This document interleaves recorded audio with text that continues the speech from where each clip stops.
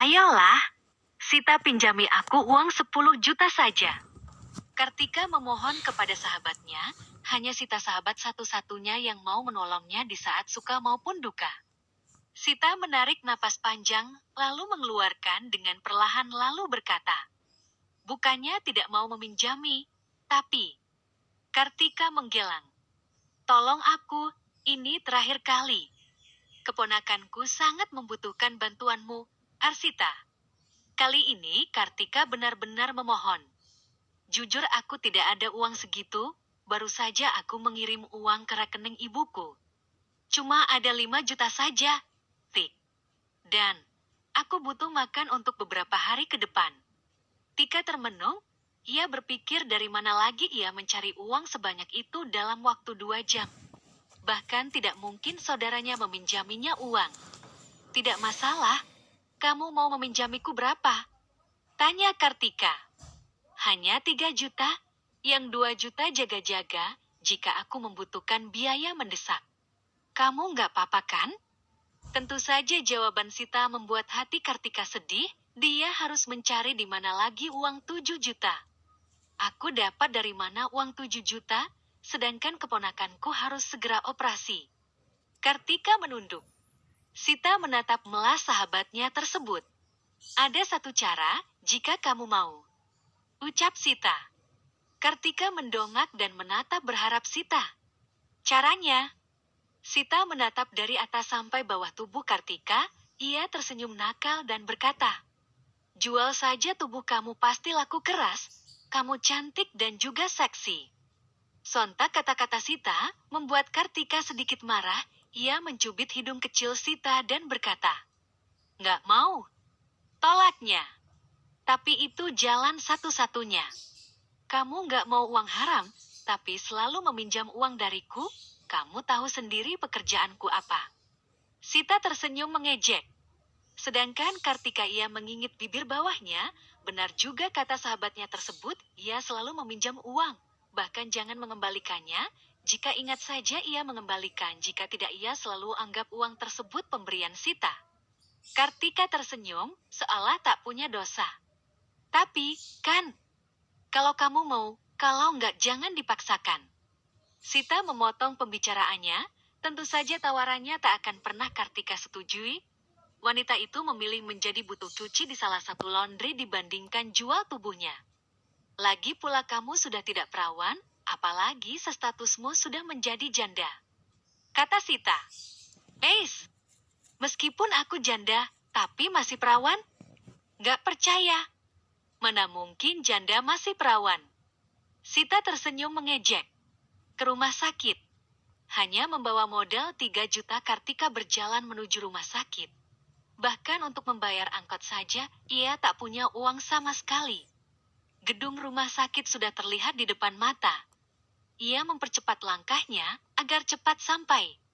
Setelah sampai di ruang administrasi, Kartika tampak maju mundur, ia menerangkan diri untuk bernegosiasi dengan staf admin rumah sakit. "Bagaimana kalau DP 3 juta? Tanya Kartika, ia berdoa dalam hati, supaya admin tersebut menyetujuinya. "Belum bisa, Bu, harus ada 2 juta lagi, itu pun yang 5 juta, harus dipersiapkan setelah operasi."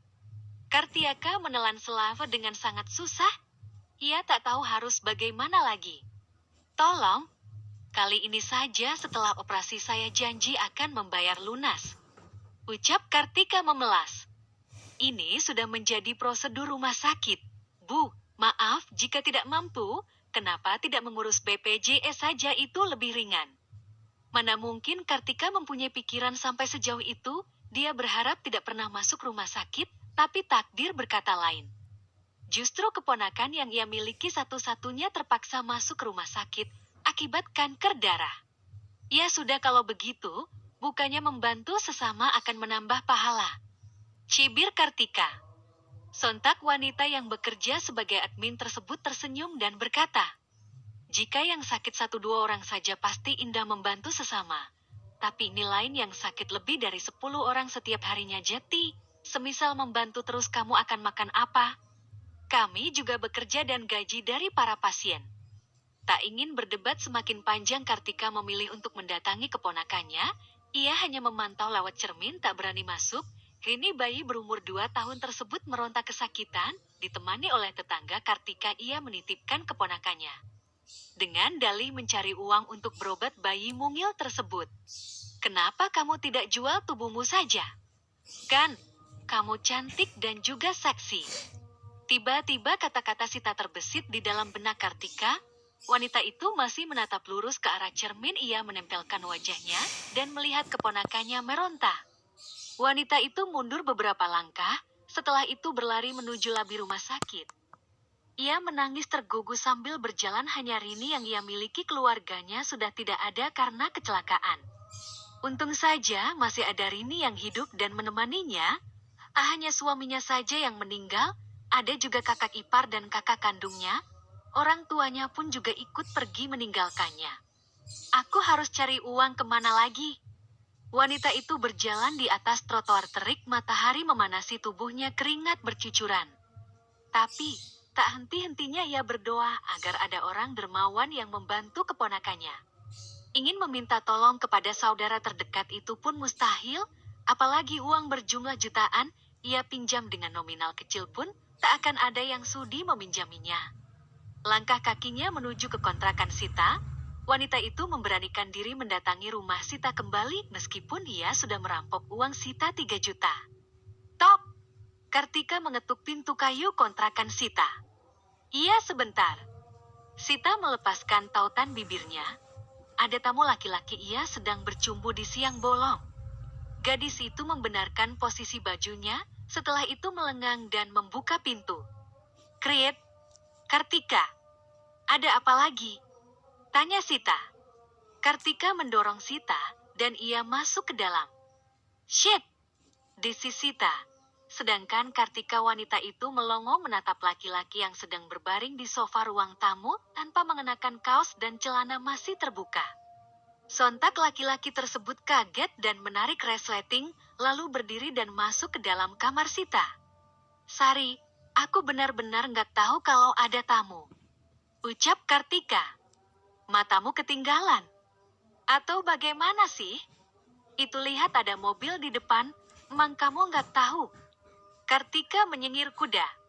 Sari, jangan marah nanti cantiknya hilang. Ada apa lagi sih? Tanya Sita. Ia menutup pintunya dengan malas dan berjalan, lalu duduk memelitkan kakinya. Mau jual tubuh? Sontak kata-kata Kartika membuat Sita tak mengerti. Jangan ngeledek deh. Kamu juga ngerasain uang tubuhku kan? Kartika menggeleng dan berkata. Ya ampun bro, kamu lagi datang bulan ya? Kenapa sensitif sih? Aku mau jual tubuh, kira-kira laku nggak sih?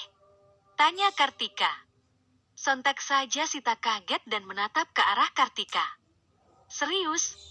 Bukannya sedih jika temannya ikut terjun di dunia malam, tetapi gadis itu malah melempar senyum dan merasa senang. Kartika mengangguk.